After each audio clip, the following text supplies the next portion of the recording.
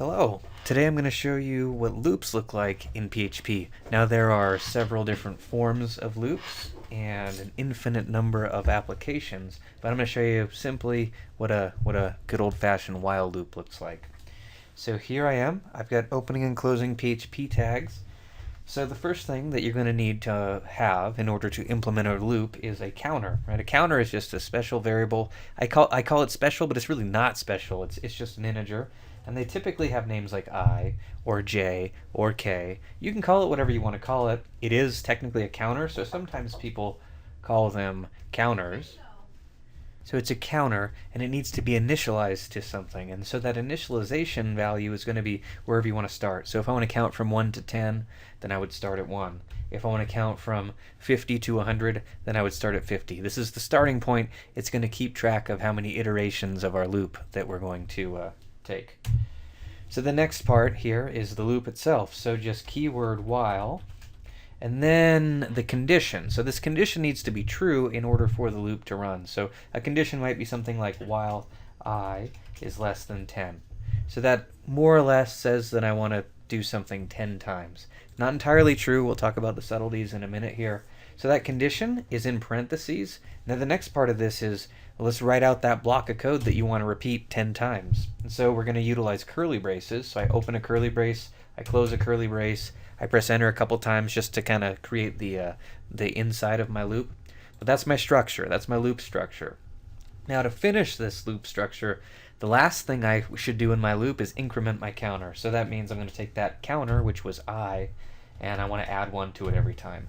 That's a compound operator. That just means if I was 1, make it into 2. Right? If I was 2, then make it into 3. That's logically the same thing as writing this. Sorry, I type pretty slow because my right arm's in a sling, but that's the same thing as this. And this is just such a common thing to write that most people write it like that. So this little loop structure here will start at 1 and it will go all the way to 9. Now, this isn't that interesting if I don't have some output. So this is the loop structure. So you need to create a counter, initialize your counter, create your condition, and then increment your counter. If any one of those 3 pieces is missing, this whole thing's not going to work. So as it is, it's not going to produce any output, so that's pretty boring. So let me put a piece of output in here. How about just a simple little echo, and I'll echo out I. Now that right there, it's going to spit out 1, and then it's going to print a 2, and then it's going to print a 3. But they're all going to be mashed together, if that makes sense. So what I really need to do is concatenate that together with a space. Yes, there is a more efficient way I could have done that. The concatenation operator in PHP is a dot, which is kind of weird. So now it's going to spit out 1 space, 2 space, 3 space. So I'm going to save this thing, and I'm going to run it. So let me pull up the actual output, and it looks like that, right? It starts at 1, then it says 2, then it does 3, then it does 4, then it does 5, and 6, and 7, and 8, and 9, and it stops at 9. So let's talk about that for a second here. I put the spaces in there just because otherwise it would have been mashed together like one large number.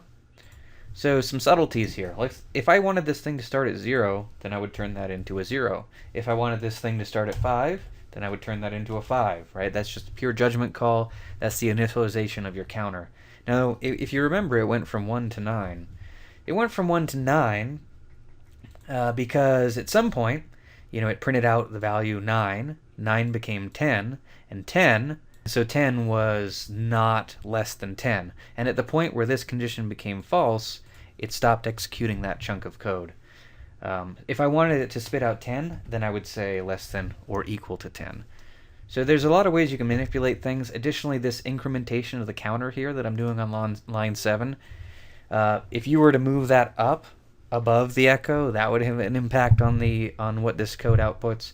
Really, the thing about loops to understand is they've got these 3 pieces. They've got the counter initialization, they've got the condition, and they've got this incrementation.